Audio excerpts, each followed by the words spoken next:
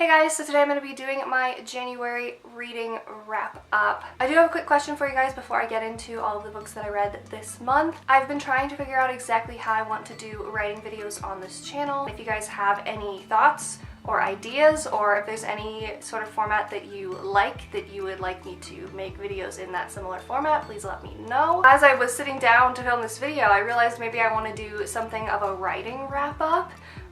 Where I do similar to how I do with a reading wrap-up, talking about what I wrote and how the writing is going at the end of each month. I don't know if that would be interesting at all. Right now I am planning to do writing vlogs as I write and talking about that process. I already have a lot of things I want to talk about. Like, so many things. I don't know if I'm gonna do like weekly installments of that, or if I'm gonna film them as I feel like filming them, or as I have things to say.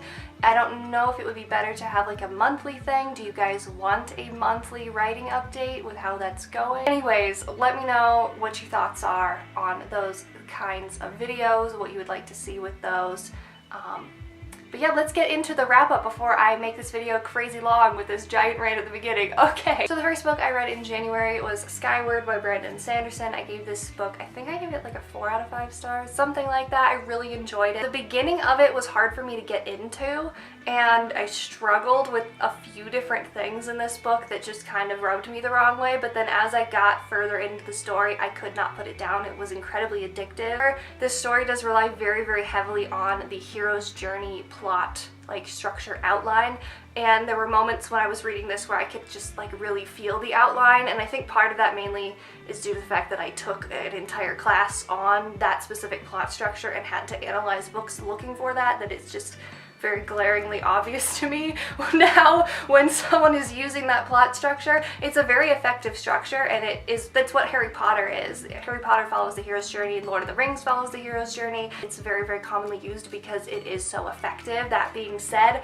I could definitely see that in this story. Because I have read some of Sanderson's other books, it kind of let me down a little bit because I know how amazing of a writer he is and how much he's capable of, and this just didn't seem to reach that same bar that I was hoping it would reach. So I think part of my disappointment with this book really has to do a lot with high expectations. This book is about a girl named Spensa who is trying to join a military sort of academy where it's kind of like an Air Force, but it's set in the future where we're going into space and they're fighting aliens. Really enjoyed all of the flight scenes, and the battles in the sky were very cool. If you read a Sanderson book, he's incredible at writing epic battle scenes. I don't know any other author who does a battle scene quite as good as Sanderson does. So yeah, I really did enjoy this book. If it sounds interesting to you, I definitely recommend giving it a try. So the next book I read in January was The Brilliant Death by Amy Rose Capetta. I enjoyed this book. It wasn't my favorite. I gave it a 3 out of 5 stars. It was good. What I really loved about this story was the queer representation. A lot of exploration of gender roles and gender identity and what exactly gender is in this story, and I really, really enjoyed that. I loved that aspect to this. But as far as like the plot of the story goes, it was not very interesting to me. It's about a family that is like, they're kind of like an Italian mafia. This story is inspired by specifically Italian mafia families, I believe. Correct me if I am wrong in the comments, please.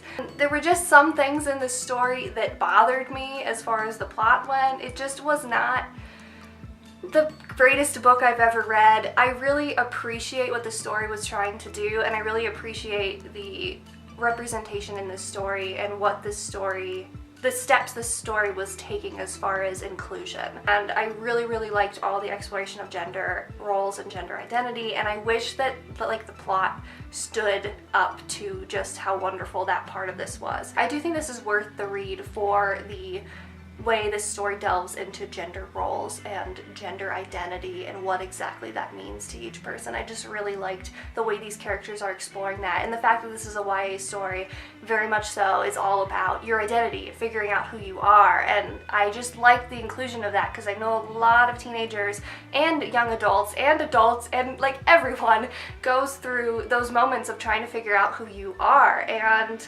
gender is definitely one of those things. I just really appreciated the story. But yeah, the plot wasn't for me. If you're interested in reading it, I definitely say go check it out. I wish that the plot had been as good as everything else. And then the last book I read in January was The Poppy War by R.F. Kuang. I loved this book so much. It was so good. Like, I'm gonna cry just talking about it. I thoroughly enjoyed this story. I gave it a 4.5 out of 5 stars, mainly because the last half of this story I wasn't as in love with as the first half, but I still really enjoyed it. I'm just being really picky. It was that close to a 5-star, but like I couldn't bring myself to give it a full 5-star. I don't know why. It's basically a 5-star. I'm just being really picky with it. But I really enjoyed this story. The plot structure of it is incredibly fascinating to me.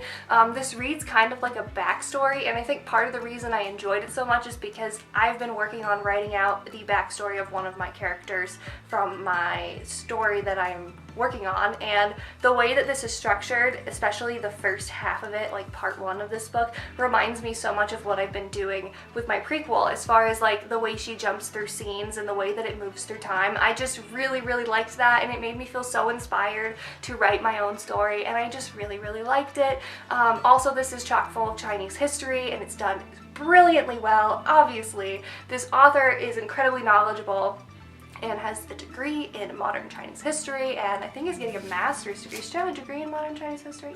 She studies it. I don't know what she has her bachelor's degree in, but she's getting a master's degree, and I think it's in that. Who says she studies that? Anyways, I'm talking so fast because I really enjoyed this book. It was so good. It's incredibly brutal and hard to read at times because it's kind of terrifying because it is war, and I liked that it was so just raw and real, because that is the way that war is a lot of the time. I think that we tend to kind of romanticize and glorify war, and this kind of just like, it's brutal and raw and real. That being said, if reading something like that would be triggering to you, I would not read this book because it is very harsh. It's just the harsh reality of what happens and can happen in war. I just fell into this story because I had just gotten back from China like a month ago, and it was just incredible to read and to remember all of those places that I actually got to see. And I don't know, I just really enjoyed this book, and it's wonderful, and I don't really want to tell you a lot about what it's about because I think that if you're reading it, you should just go into it and give it a try. This is a long story, it's quite slow at times, and the plot doesn't really follow the structure that you might think that it will with the way that it's set up, and I just really liked it because I didn't know where it was going or what was going to exactly happen next. So yeah, that's the last book I read in January. So these are the books that I read in January. Let me know if you read any of these books and what you thought of them. Also, let me know if you have any thoughts about how I should go about making writing videos for this channel, or again, if you have any requests for any videos, please leave them in the comments below. Thank you so much for watching this video. I will talk to you guys in the next one. Bye!